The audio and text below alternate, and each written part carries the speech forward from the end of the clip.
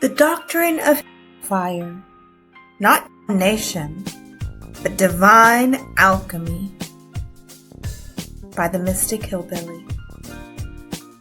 A powerful exploration of the true meaning of hellfire, not as punishment, but as spiritual purification. This blog unpacks why we must walk through the fire ourselves, and why real love means letting others face their own burning without interference.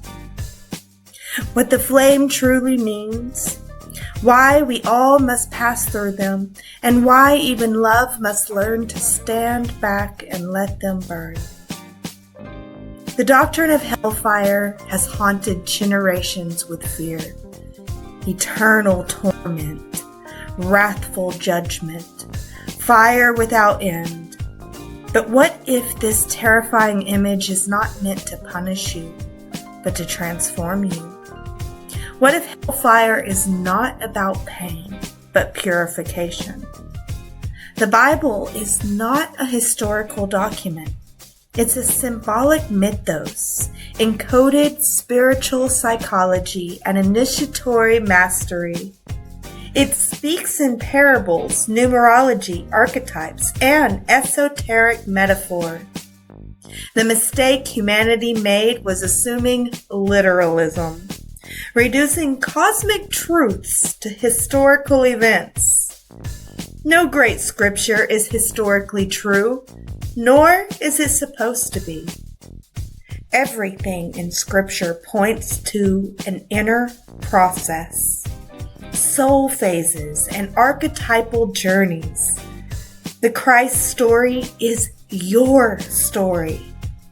Hell is your trial, and the devil is your illusion. The fire is your transformation. Hell is not a place, it's a state of consciousness. The burning agony of clinging to illusion, ego, and false identity. Fire and brimstone are not about torture. They are spiritual symbols. Fire represents purification through karma. Brimstone, sulfur, represents sublimation, raising matter into higher states. You're not being punished. You're being purified. Everything false must be burned away so that only the truth will remain. The fire consumes ego, not essence. It destroys illusion, not identity. Nothing real can be harmed, only the false burns. The devil is not a red demon. The devil is the collective falsehood of humanity. The lie that matter is the ultimate reality, that you are your body, and that the outer world is who you are. Ye are of your father, the devil. He is a liar and the father of it. This lie forms the foundation of all suffering. It's the root of illusion, the fuel of karmic fire. When you cling to this lie, you suffer. When you begin to release it, the fire purifies you. Karma is not punishment. It's cause and effect. The fire you walk through was ignited by your past actions, choices, and consciousnesses. You built the fire. You must pass through it. But it is a sacred fire, designed by your own higher self to free you. Only that which has been accumulated is consumed. No one stays in the fire longer than necessary. The fire ends the moment the fuel, your illusions, lies, and attachments, is gone. This is the truth that breaks hearts, though. You cannot save others from their burning. You may love them. You may want to ease their pain. But you cannot interrupt someone's karmic fire, at least not without prolonging it. Many would gladly take on the pain of their loved ones, but in doing so, they prevent them from advancing. To try to absorb their karma is to delay their evolution. Real love stands back. Real love watches someone walk through their fire, and it trusts the divine alchemy in them.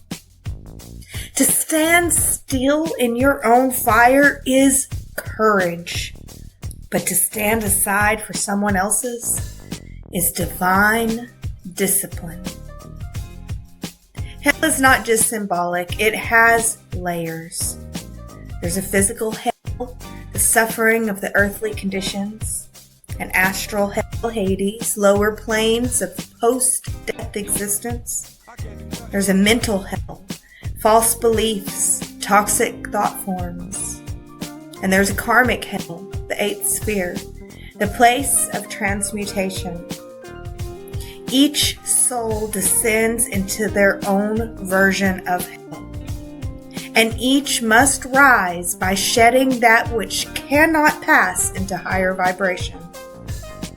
The Christ descends into hellfire after crucifixion, and so must we.